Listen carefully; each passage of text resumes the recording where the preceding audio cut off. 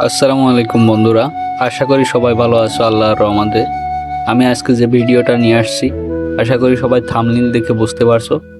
আমি আজকে কৃষকের প্রতিটা কষ্টের মুহূর্তে আপনাদের সামনে তুলে ধরবো, কিভাবে ধান রোপণ থেকে শুরু করে কিভাবে মাড়াই পর্যন্ত। সম্পূর্ণ ভিডিওটা না টেনে দেখতেই থাকবে। কৃষকদের ভোর শুরু হয় সূর্য ওঠার আগে।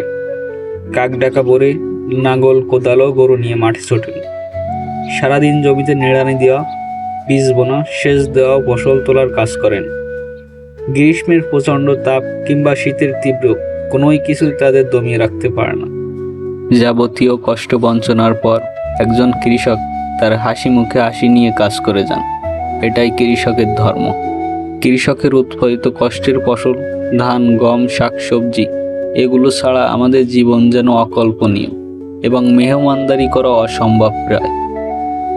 মানুষ শিক্ষাকে বলে যে শিক্ষাই জাতির মেরুদণ্ড, আমি বলি কৃষক জাতির মেরুদণ্ড।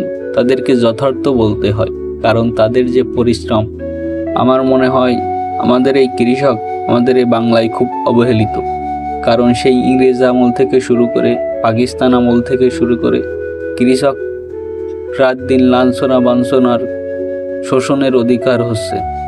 কৃষকে দিন দিন অবহেলার পাত্র হয়ে যাচ্ছে। কৃষক যেন আমাদের বাংলায় মূল্যহীন হয়ে পড়েছে। কিন্তু দিন শেষে সেই কৃষকের ফসল ফলানো খাদ্য যেন আমাদের বাঁচা অকল্পনীয়। তাই আমরা প্রতিটা জায়গা থেকে আমরা কৃষককে সম্মান প্রদর্শন করব। আমি বইতে পড়েছি, জমিদার আমলে কৃষকদের কর এবং খাজনা দেওয়া লাগতো। জমি অধিক মূল্যে তাদেরকে নিলামে তোলা হতো।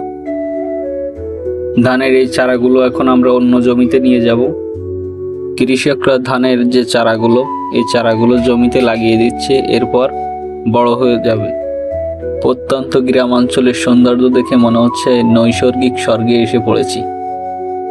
ফাঁদে একটি পাখি ধরা পড়েছে। অনেকে হয়তো চিনবেন না, শহরে থাকেন কিংবা দূর দূরান্তে থাকেন।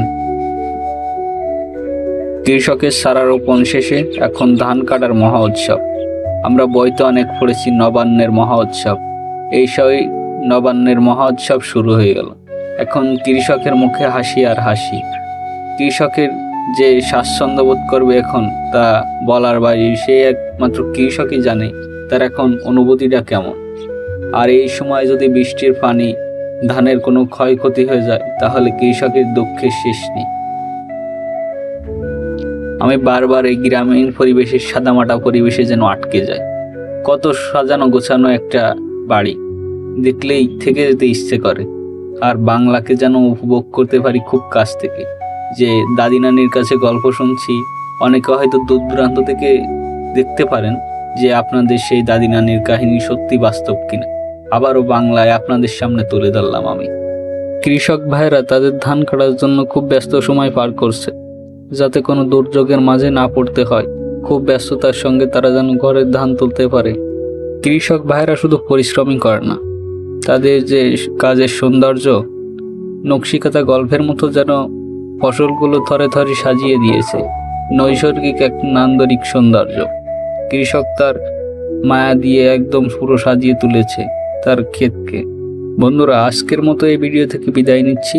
আবার দেখা হবে নতুন কোনো ভিডিওয়। আমাকে সবাই সাপোর্ট করবেন এবং আপনাদের যাদের নতুন নতুন ভিডিও উপহার দিতে পারি সেই জন্য আমার জন্য দোয়া করবেন।